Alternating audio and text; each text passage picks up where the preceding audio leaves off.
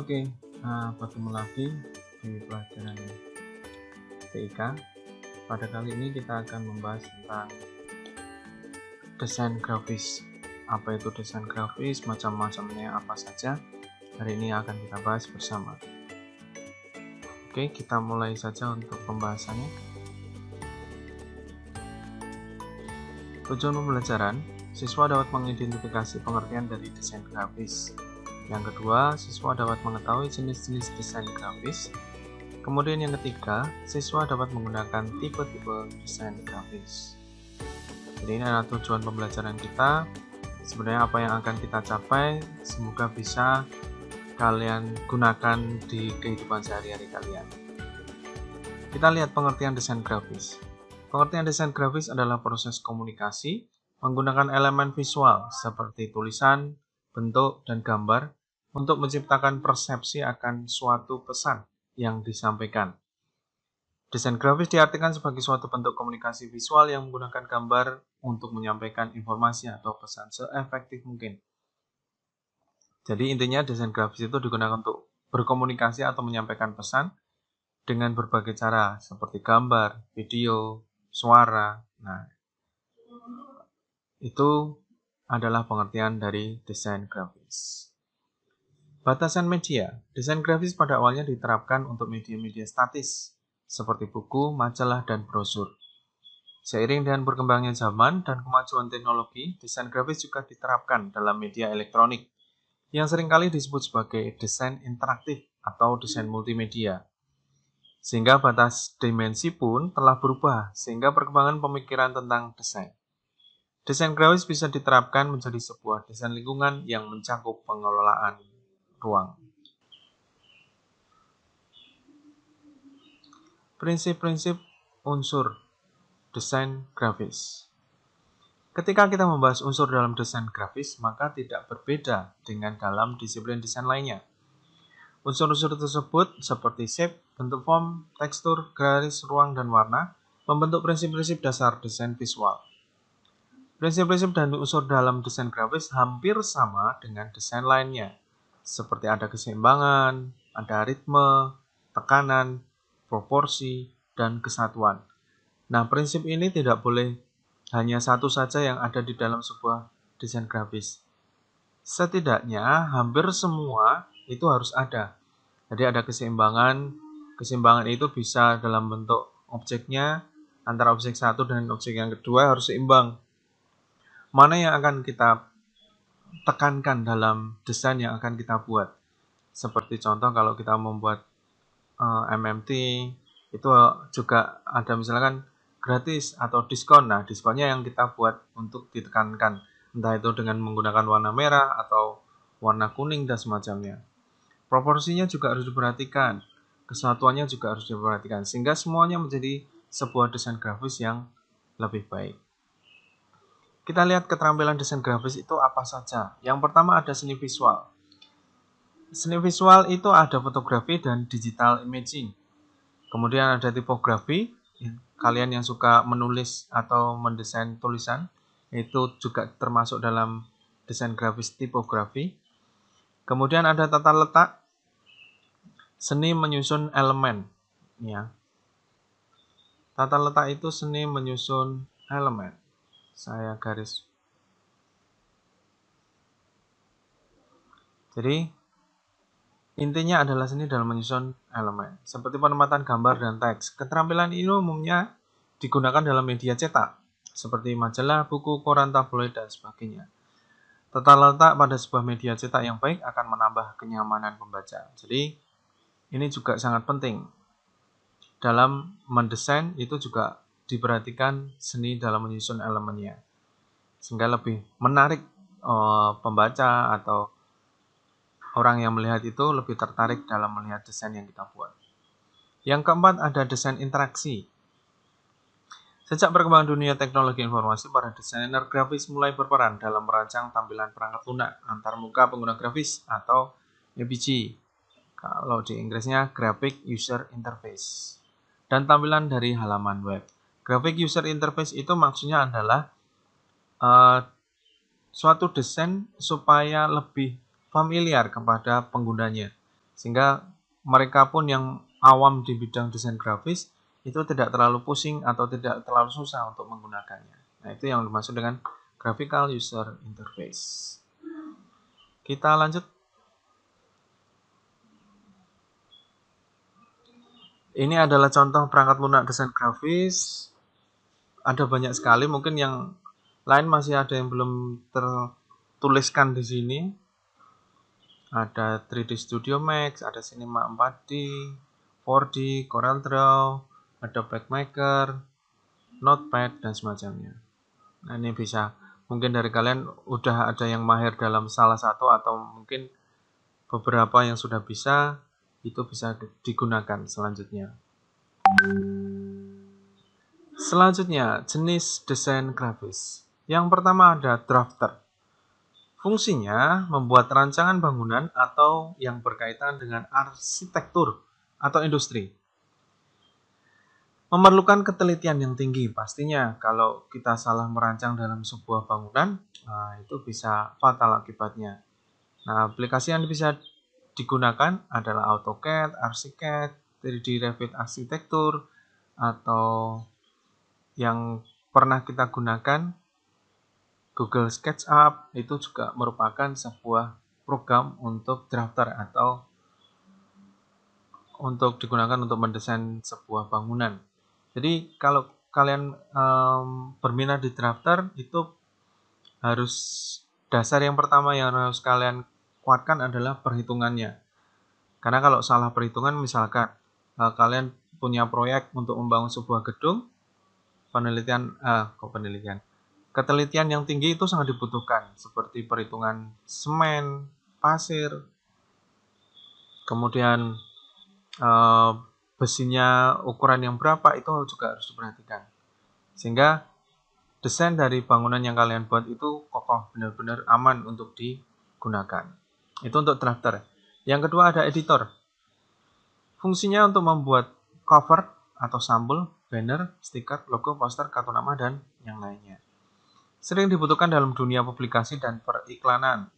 Aplikasi yang dapat biasa digunakan ada Adobe Photoshop, CorelDRAW, Illustrator. Mungkin masih ada yang lain, apalagi sekarang HP sudah canggih-canggih. Kalian juga bisa mengedit desain grafis mulai di HP kalian masing-masing. Dan biasanya lebih baik juga, lebih bagus juga. Tapi kembali lagi semua tergantung ke penggunanya. Itu adalah editor. Lanjut, layouter. Jadi fungsinya ini membuat tatanan letak pada koran atau majalah agar enak dipandang. Sering dibutuhkan dalam dunia percetakan. Aplikasi yang biasa digunakan ada Microsoft Publisher, Adobe PageMaker, Adobe InDesign. Lanjut, Art Director. Membuat karya seni berupa visual effect atau hiasan. Memerlukan kreativitas yang tinggi. Dari aplikasi yang bisa digunakan ada Photoshop, CorelDRAW, Art Creator, PhotoPaint, mungkin masih ada yang lain juga bisa digunakan yang sesuai dengan membuat karya seni berupa visual effect atau hiasan. Selanjutnya ada fotografer. Untuk pengeditan foto. Jadi yang harus mempunyai keahlian yang tinggi dalam fotografi, kemudian jago mengedit foto sesuai dengan event yang perfect, kemudian memerlukan kreativitas yang tinggi, menguasai software aplikasi editing, dan biasanya sering dibutuhkan dalam dunia editor foto, fotografi, dan wartawan.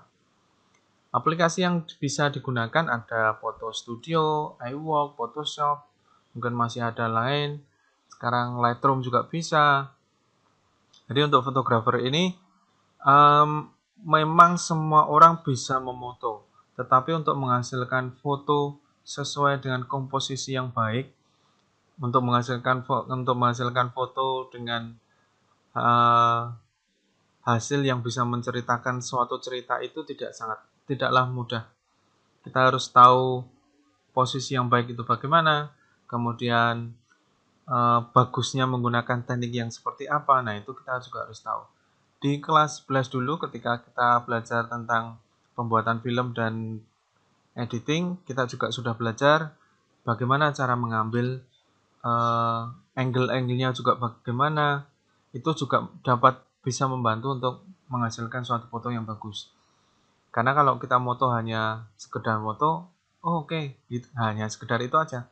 Tapi kalau kita memoto dengan konsep, kemudian dengan angle yang bagus, foto itu akan menjadi sebuah cerita. Gitu. Lanjut, animator. Untuk menunjang pekerjaan dalam bidang motion grafis, iklan, dan juga film fantasi, memerlukan daya tahan yang tinggi, kemudian memerlukan kesabaran yang tinggi, memerlukan kreativitas yang tinggi, memerlukan pengetahuan yang tinggi.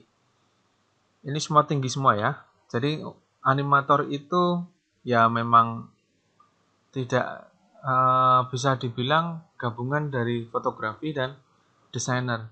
Jadi bagaimana kita membuat sebuah animasi, bagaimana kita bisa membayangkan animasinya nanti akan berjalan ke depan, kemudian dari sisi kanan, kiri, depan, atas, bawah itu bentuknya seperti apa, itu harus kita perhatikan juga.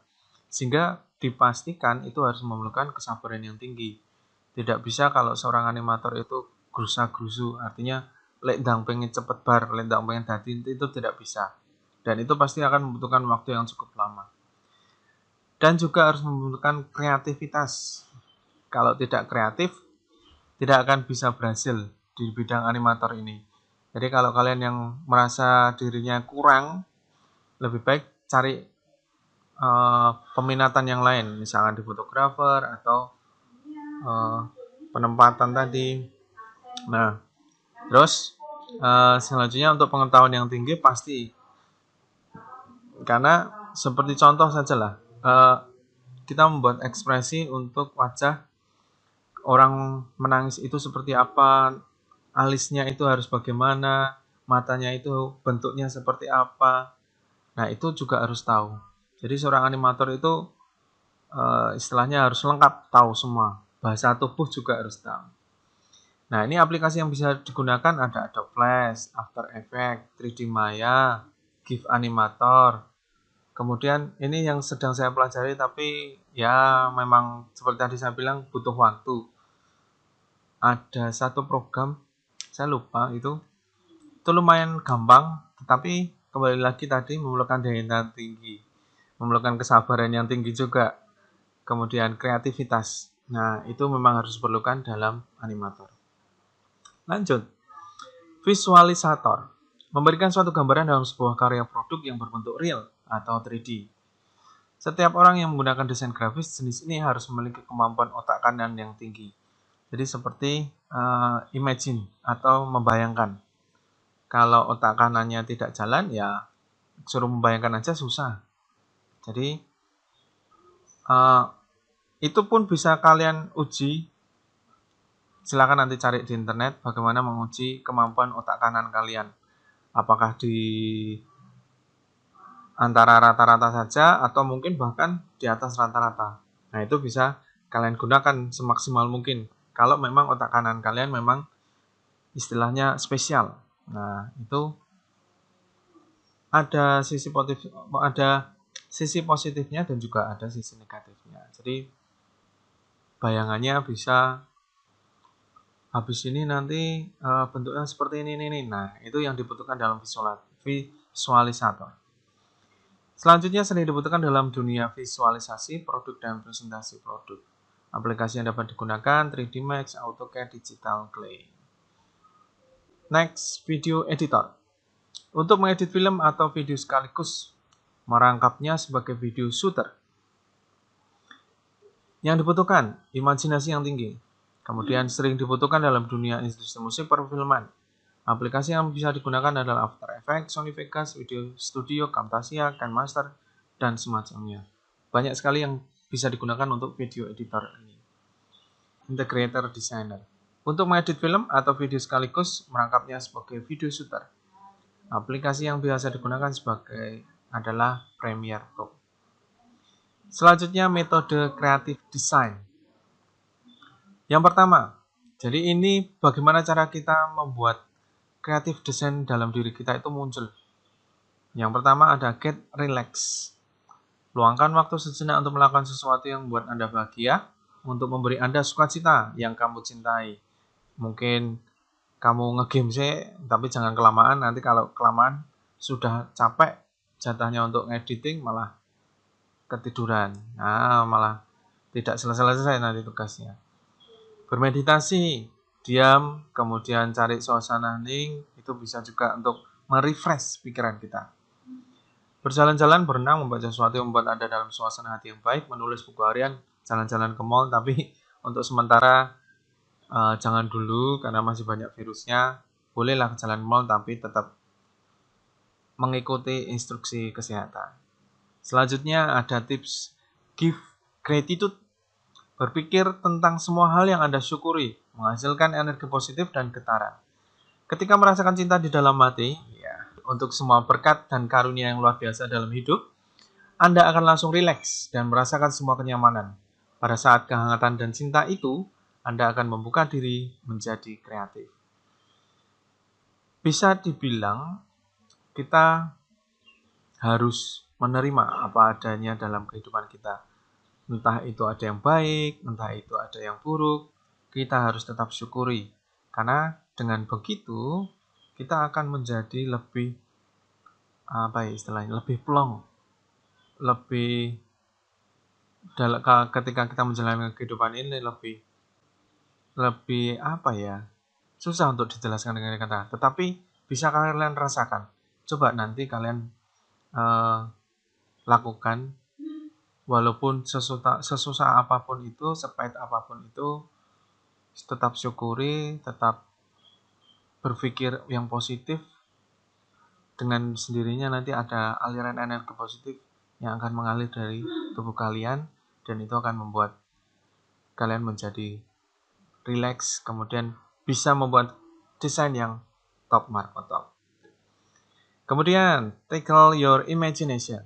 Imajinasi sangat visual. Coba tutup mata Anda dan bayangkan bahwa Anda berada dalam sebuah adegan apapun. Oke, pilih adegan ideal Anda, berlatihlah melihat detail lingkungan yang dalam adegan ini. Misalkan kita pilih adegan kita dalam proses belajar mengajar. Ada temanmu di sampingmu, kemudian ada pulpen yang sedang kamu pegang, itu bisa kamu rasakan, meja sekolah, kemudian kursi, kemudian aroma teman-teman kalian yang setelah istirahat baunya wow sekali, itu bisa kalian bayangkan. Makanya kalau imajinasi itu sangat visual, itu bisa kita kembangkan sesuai dengan kemampuan bayangan kita sendiri masing-masing. Nah, itu yang selanjutnya adalah be in the moment. Setiap musisi atau artis yang luar biasa akan mengatakan kepada Anda bahwa ketika mereka menciptakan musik atau seni yang hebat, tidak ada pikiran. Mereka benar-benar pada saat itu dan mengalami aliran. Atlet yang menyebut ini berada di zona nyaman. Anda dapat melatih kesadaran saat ini dengan memberi perhatian penuh pada apapun yang Anda lakukan. Makan, mencuci piring, membuat tempat tidur, dan lain-lain. Meditasi sangat membantu. Contoh simpel aja makan. Ketika kalian makan, pernah tidak membayangkan rasanya, misalkan kita makan apa ya? Makan ayam goreng lah. Rasanya kremesnya bagaimana, kemudian rasa dari dagingnya itu gurih, dan semacamnya. Itu coba kamu bayangkan ketika nanti kalian makan, sambil menutup mata, rasanya asin tuh bagaimana. Nah, itu bisa sangat membantu juga untuk mengembalikan kreativitas kalian. Selanjutnya adalah be inspired. Berlatihlah melihat hal-hal yang indah yang menggerakkan Anda secara emosional. Misalkan bolak-balik buku yang berisi gambar pemikiran, pergi ke galeri seni, baca sesuatu yang inspiratif, bicara dengan seseorang yang menenangkan Anda. Itu worth it banget.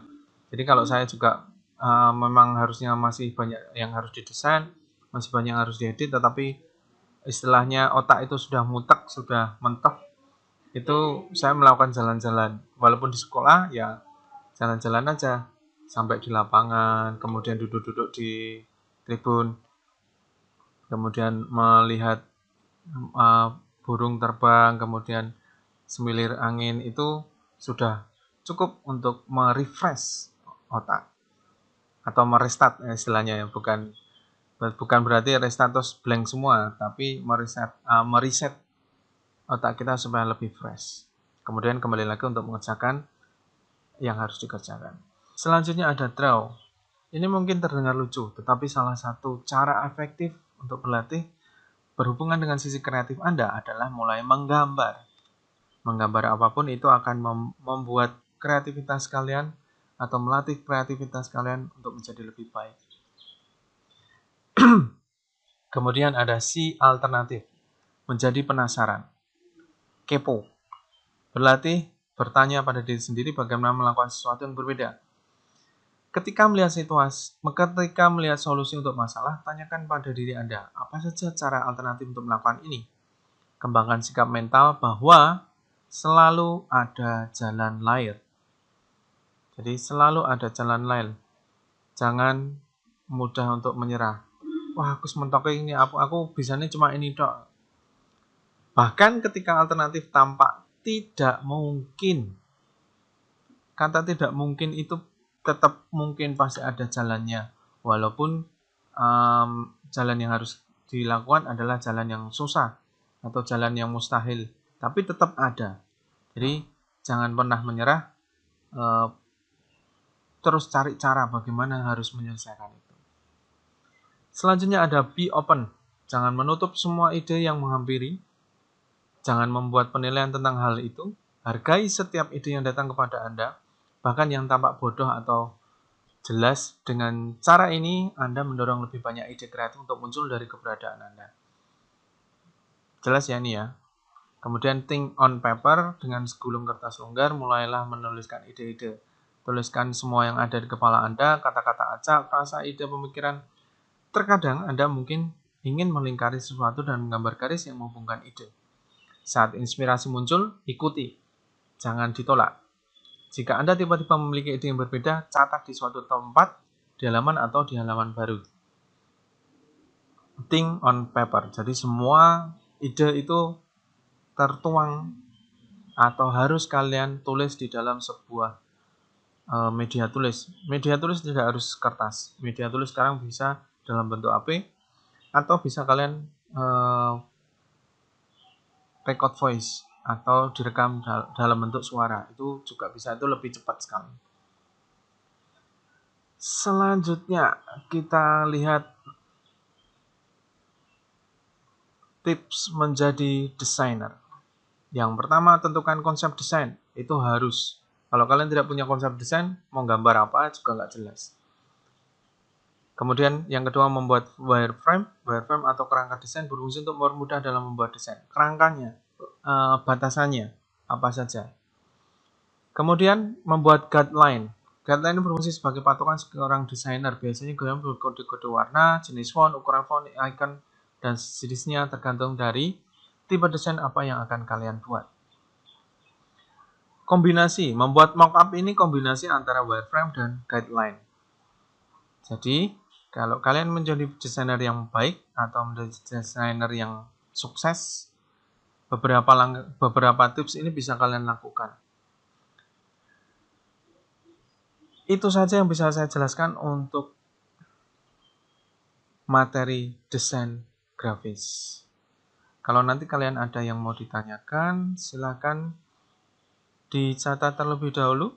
Kita akan ketemu minggu depan. Semoga bisa ketemu secara online sehingga kita bisa interaksi. Begitu saja yang bisa saya sampaikan untuk materi desain grafis. Sebenarnya materi untuk desain grafis itu masih banyak sekali, tapi saya tidak akan menjelaskan satu persatu. Kalian bisa baca lagi lebih jelasnya di internet, atau mungkin penjelasan saya kurang jelas, bisa kalian cek di YouTube juga ada banyak sekali penjelasan di sana. Intinya adalah desain grafis itu membutuhkan kreativitas yang tinggi. Oke, sampai jumpa minggu depan. Nanti akan ada pemberitahuan di GC apa yang harus kita lakukan untuk minggu depan. Oke, terima kasih dan semoga kalian sehat selalu. Sampai jumpa.